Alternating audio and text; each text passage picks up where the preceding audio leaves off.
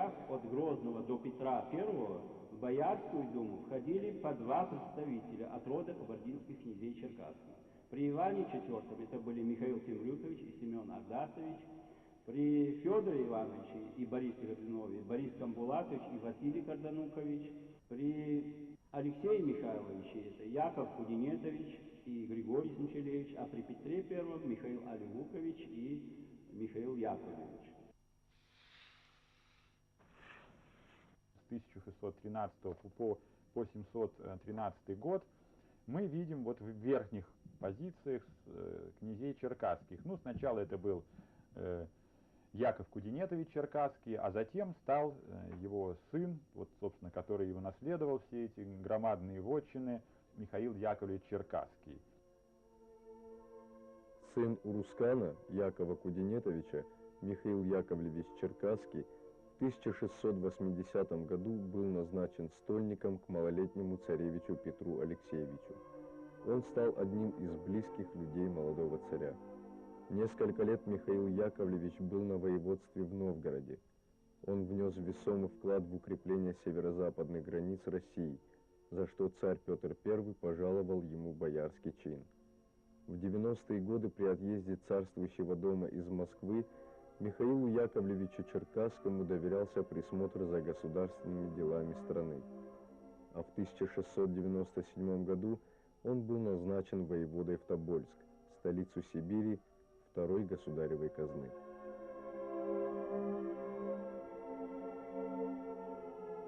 Михаил Яковлевич уже, безусловно, можно сказать, российский, русский дворянин. Русские дворяне сословие служилое. И, собственно, большую часть своей жизни они как раз проводили не в усадьбах, как это было позже, в XVIII веке, а вот в военных походах, на каких-то вот воеводствовали в каких-то городах. Михаил Яковлевич видный боярин в 1690-е годы при Петре I. На рубеже 17 и 18 веков он был воеводой в Тобольске. Фактически Тобольский воевода руководил гигантским сибирским краем. Вся Сибирь была в его подчинении. Во время пребывания в Сибири Михаил Яковлевич Черкасский со своим старшим сыном начали добывать руды. Они прокладывали дороги и строили населенные пункты. Они построили первые кирпичные заводы в окрестностях Томска, заложили в самом городе первые каменные здания. В 1702 году Михаил Яковлевич написал в сибирский приказ об окончании строительства школы. Черкасские построили оружейные и железоплавильные заводы. Ими были сооружены Каменские железные заводы, где делали пушки и артиллерийские снаряды. Армия и флот Петра I стали получать новые орудия. Заводы, построенные Черкасскими, сыграли огромную роль в укреплении русской армии. Обычно вот сибирские воеводства, они стали притчей в языцах, поскольку далекая сибирская служба, она была очень трудной, но зато сибирские воеводы вознаграждали себя совершенно невероятным лихаимством и казнократством. Они жестоко притесняли местное население, они воровали в безумных размерах. В европейской России это невозможно было представить. Так вот, о князе Михаиле Яковлевиче Черкасском, а он правил впоследствии не один, он привлек к руководству Сибирью своего сына Алексея Михайловича, о нем сибирские летописи с удивлением говорят, что он не брал взяток, что он не крал, что он был честным, практически единственным из всех воевод, известных в истории Сибири. Но можно, конечно, сказать, что он был настолько богат, что ему не нужно уже это было делать. Но с другой стороны, вот сколько мы знаем петровских сподвижников, тот же князь Александр Данилович Меньшиков был несметно богат и продолжал воровать до конца жизни. То, что он был богатым, его не останавливало. Очевидно, князь Михаил Яковлевич просто ввиду врожденного благородства, аристократизма, своих понятий о службе, о чести своей, просто не мог опуститься до банального такого воровства. Он все-таки был один из первых аристократов своего времени и должен был свое честное, доброе имя соблюдать. Михаил Яковлевич с сыновьями Петром и Алексеем успешно работали в Сибири. Их вклад сыграл огромную роль в становлении и укреплении российского государства. И Петр I высоко оценил деятельность черкасских. Об этом свидетельствуют записи о Черкасском в послании царя. За прилежное и неусыпное исполнение государственных дел, приумножение денежных доходов и хлебных запасов, улучшение состояния сибирских жителей, за бескорыстное управление, учреждение железных заводов, за делание в Тобольске орудий, необходимых в обороне государства, за отыскание в Сибири селитры, за верность и усердие в службе. Кабардинцы были замечательными военачальниками и вместе с тем оказались людьми очень полезными на государственной службе и в церковном и культурном строительстве Руси. И вот как раз таким был князь Михаил Яковлевич Черкасский, которому принадлежала Останкино с 60-х годов 17 века. На протяжении своей жизни князь Михаил Яковлевич строил много. По строительному делу Черкасских сохранился целый архив, где есть записи, что в 1668 году Михаил Яковлевич получил храмозданную грамоту на построение в селе Никольском церкви великого чудотворца Николая. В 1675 году построил в Кремле новую каменную церковь во имя Владимирской иконы Божьей Матери. В 1677 следует храмозданная на Останкинскую церковь, в 1682 на каменную церковь Рождества Христова в селе Осташкове на Клязьме. В 1688 построил Троицкий Островозерский монастырь в Ворсме, а в 1697 он получает храмозданную грамоту на возведение деревянной церкви в селе Ивани. Но совершенно недавно мне удалось найти уникальные материалы о строительстве целого монастыря, собственного монастыря, который они построили в своей вотчине в Нижегородском уезде острова Езерского монастыря. И эти документы, которые как раз сохранились в архиве Шереметьевых, и известно, что крепостным архитектором Черкасских была построена знаменитая церковь Троицы в Останкино. В центре нашего внимания храм Живоначальной Троицы, построенный как раз в конце XVII века князем Михаилом Яковлевичем Черкасским. Ему предшествовал деревянный храм, а в 1677 году князь Михаил Яковлевич Черкасский подал челобитную грамоту патриарху московскому Иоакиму и спрашивая его благословения на сооружение в этом месте вместо уже обветшавшего деревянного храма в честь той же Живоначальной Троицы большого каменного храма. И вот эта ближняя к нам часть храма сооруженного, предельный северный храм в честь Тихвинской иконы Божьей Матери, это был в то время домовый храм князя Михаила Яковлевича Черкасского и его семьи. То есть то место, где семья могла молиться отдельно вот от остальных прихожан.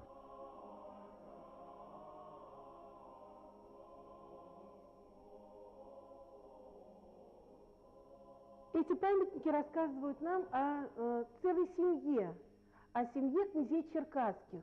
А вот здесь икона, домовая икона, икона, которая находилась в комнате, в доме, которая иногда могла сопровождать человека в каком-то дальнем походе. Она маленькая, но это икона особо почитаемого святого на Руси, икона Николая Угодника.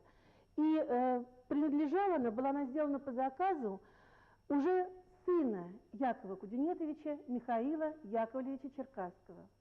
И сделана она была в 1712 году, уже в Петровскую эпоху. Очень красивая, замечательная икона, имеет внизу надпись, говорящую о том, что у князя Михаила Яковлевича был свой, собственно, изограф, то есть человек, который для него эту икону создал. Князь Михаил Яковлевич Черкасский был крупнейшим землевладельцем. В его владении находилось 9083 двора. Иностранные путешественники писали, что князь Михаил Черкасский самый богатый и могущественный, что кроме великого множества деревень ему принадлежащих, у него более 20 тысяч крестьян. В XVII веке Останкино было главной подмосковной Черкасских. Оно было одним из крупнейших усадеб с боярскими хоромами вышками, с прудами, огородами и садами и с 3 садовниками. Другая подмосковная усадьба князя Михаила Черкасского – это село Никольское, нынешние Химки, где часто останавливались иностранные послы. Немалым двором владел князь и в Кремле. У него были вотчины в Нижегородском уезде. Михаил Черкасский считался самым богатым человеком в стране.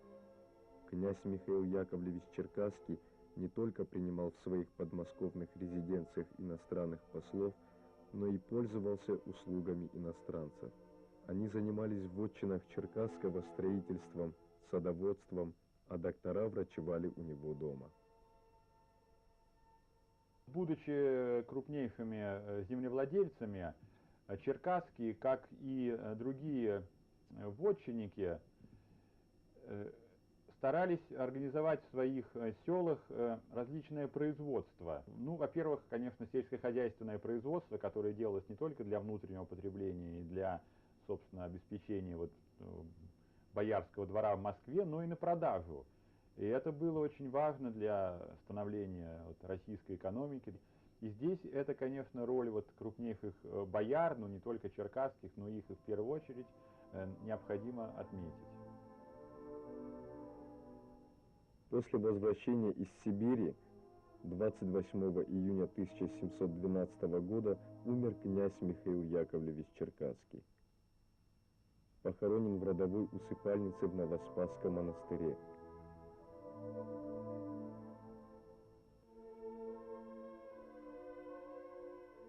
А его сын Алексей Михайлович, вернувшись с отцом, продолжал нести государственную службу и стал одним из влиятельных и богатых людей России.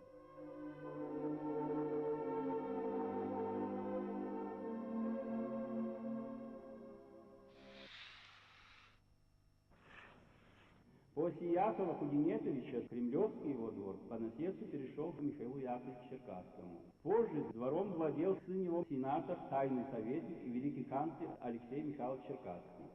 Алексей Михайлович, так же, как и его отец, был губернатором Сибири. Был он, кроме того, воеводой в Астрахани.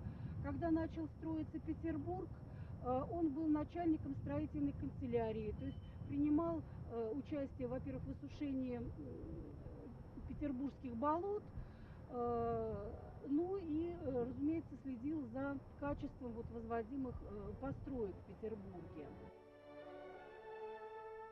В 1714 году вышел царский указ о назначении Алексея Михайловича Черкасского начальником городовой канцелярии новой столицы России Санкт-Петербурга.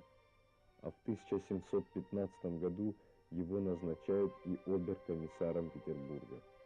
В русском биографическом словаре пишется, что Черкасский очень много сделал для Петербурга. Есть сведения, что одна из петербургских судоверфей была заложена и построена на его собственные средства и под его личным руководством. При Петре он фигура невидная, хотя занимал должности. В одно время был оберкомендантом Петербурга, в другое время возглавлял комиссию от строений в Петербурге. Но при всем при этом в эпоху дворцовых переворотов Черкасский фигура очень симпатичный, очень спокойный, медлительный, неторопливый. Он был один из немногих, кто не собирался рвать зубами, выискивать лучшую долю, уничтожать, топтать противников. Как это делал, скажем, Артемий Петрович Волынский, который восхваляется героем, патриотом. Князь Алексей Михайлович Черкасский был человеком другого темперамента. Более того, его богатство, его знатность, они ему очень помогли в эпоху дворцовых переворотов. Когда взлетали и падали новые фавориты, один Черкасский незыблемо стоял на своем месте, ему ничего практически не нужно было, ничего не искал. Алексей Михайлович своим умом и трудом оправдал надежды царя, пожаловавшего его в мае 1724 года чином статского советника. После смерти царя Черкасский вернулся в Петербург. В 1730 году неожиданно скончался император Петр II. Петр II был последним мужчиной в роду Романовых, внуком Петра I. Российский престол опустел, и Верховный Тайный Совет, это собрание вельмож, собрание высших чинов государства, которые фактически государством руководили, перед ним стал выбор, кого избрать, кому предложить престол. Были живы две дочери Петра I, Анна и Елизавета. И были живы дочери его брата Ивана Алексеевича. Старшей из них была Анна Иоанновна, герцогиня Курлянская. Младшая была Прасковья. Она вышла замуж за Дмитрия Мамонова, генерала. Он был дворянского происхождения, но не царского. Она не имела прав никаких на престол. Значит, практически выбирать нужно было между тремя женщинами.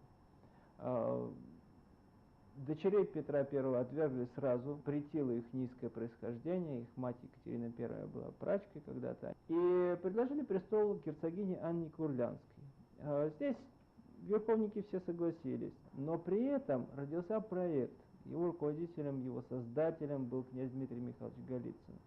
Проект ограничения власти императрицы, ограничения власти Анны в пользу Верховного Тайного Совета. При правлении Екатерины I Алексей Михайлович стал членом Сената, а в 1727 году уже действительный тайный советник. При Анне Иоанновне Алексей Михайлович занимает высокое положение. В числе 3 высших сановников входил в кабинет министров при императрице. В марте 1730 года награждается орденом святого Андрея Первозванного, а в августе того же года орденом святого Александра Невского. А в 1741 году Черкасский получил должность великого канцлера России, что соответствует министру иностранных дел. Алексей Михайлович Черкасский стал руководителем русской внешней политики.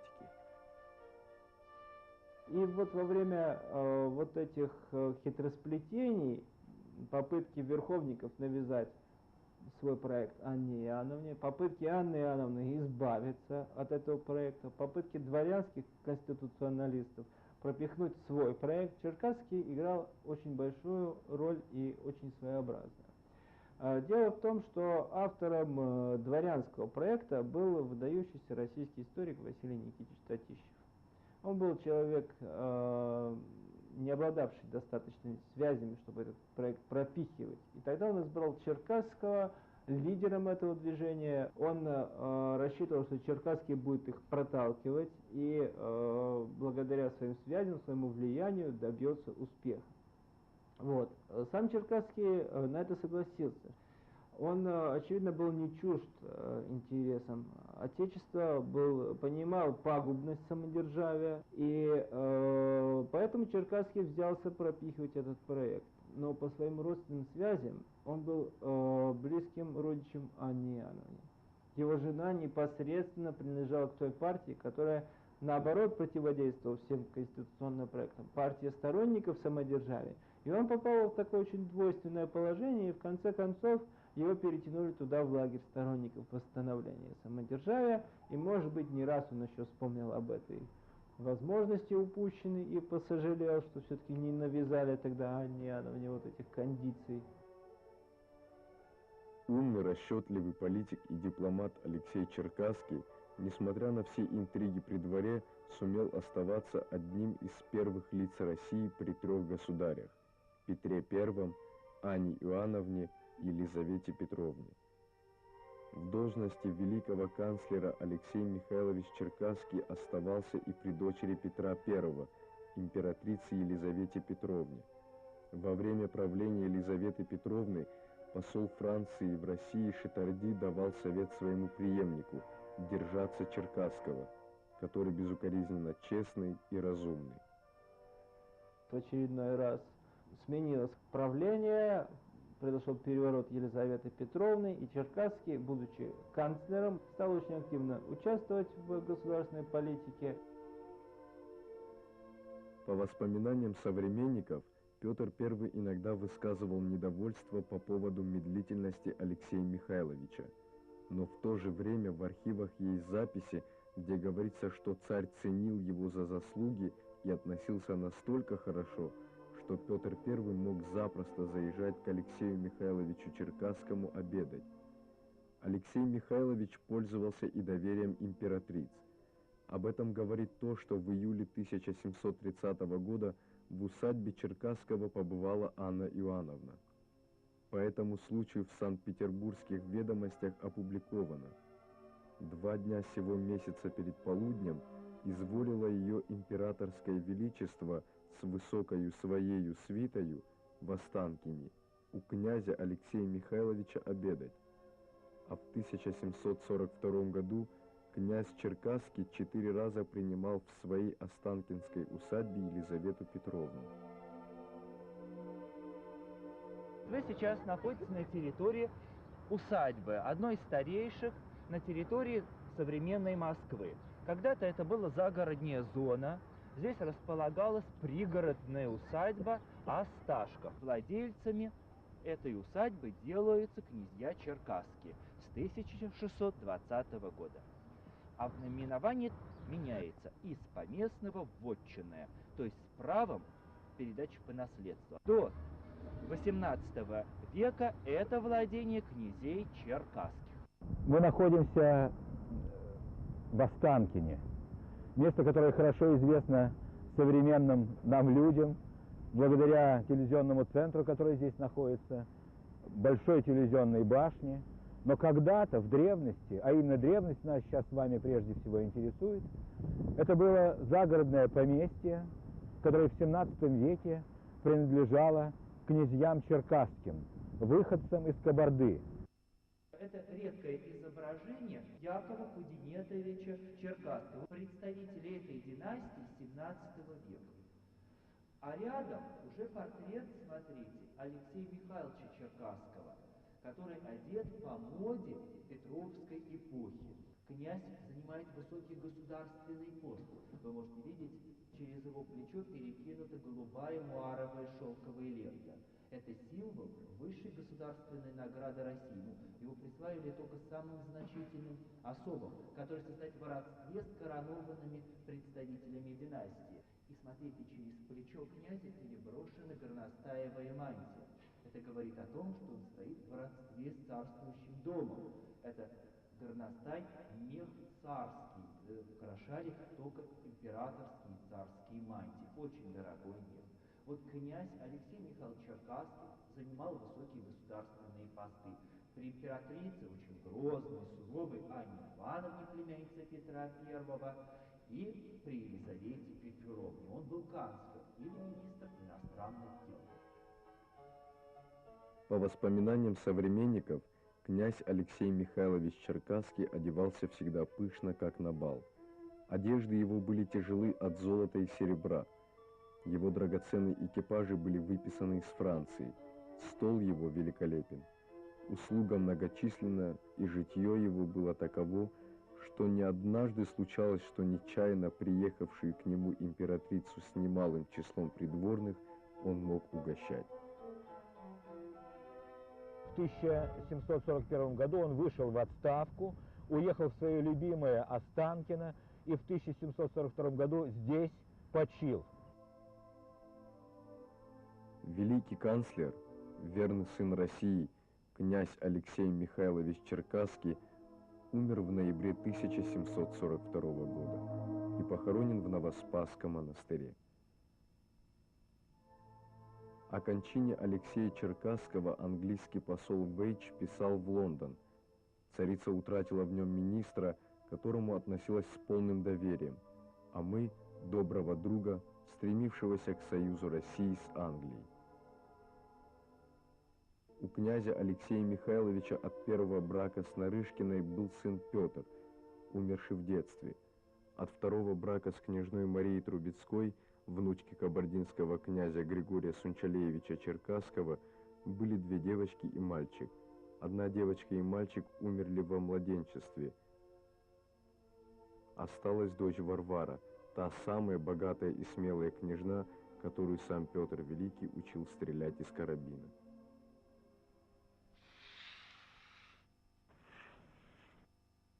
Смотрите, первая красавица России. Варвара Алексеевна Черкасская в историю придворной жизни входит под прозвищем «Тигрица». У нее был очень своевольный такой характер. По эталону красоты Варвара Алексеевна, вы можете видеть, круглолица, выразительные темные карие глаза. Она была брюнеточка, она же восточного происхождения. Но кажется на портрете, что она седая. По моде XVIII века прическу тогда выпудривали, поэтому у нее пудренные волосы. Варвара Алексеевна занимала высокий придворный пост, была статсдамой. Отсюда такой красивый медальон, приколотый к платью Варвары Алексеевны. Называется шифр, с портретиком всемилостивейшей государыни Елизаветы Петровны.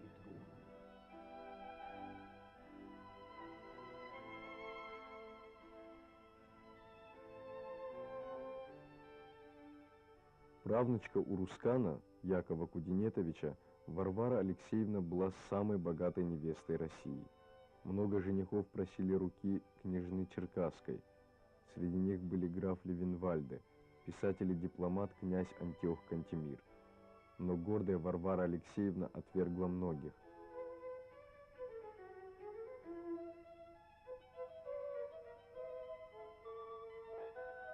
А в январе 1743 года Варвара Алексеевна, статсдама Елизаветинского двора, вышла замуж за графа Петра Борисовича Шереметьева.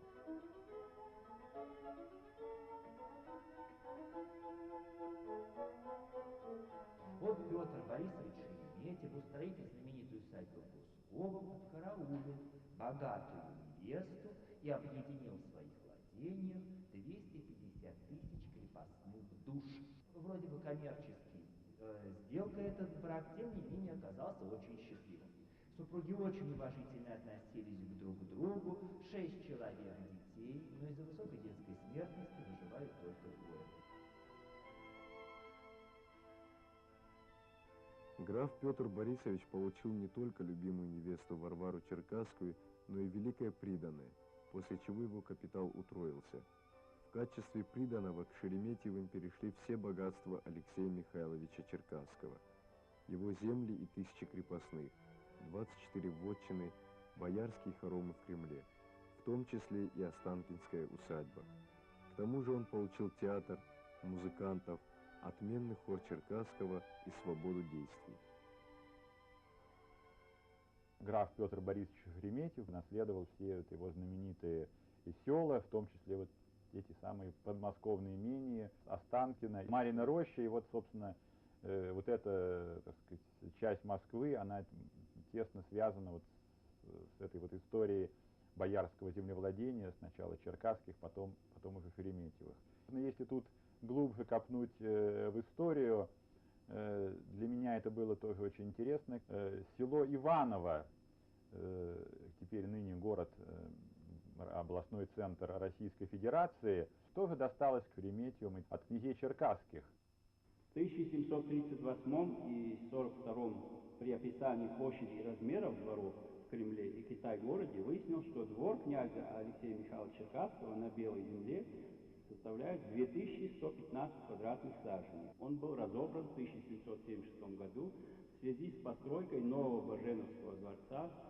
Вся утварь вывезена в подмосковную вотчину Шереметьевых.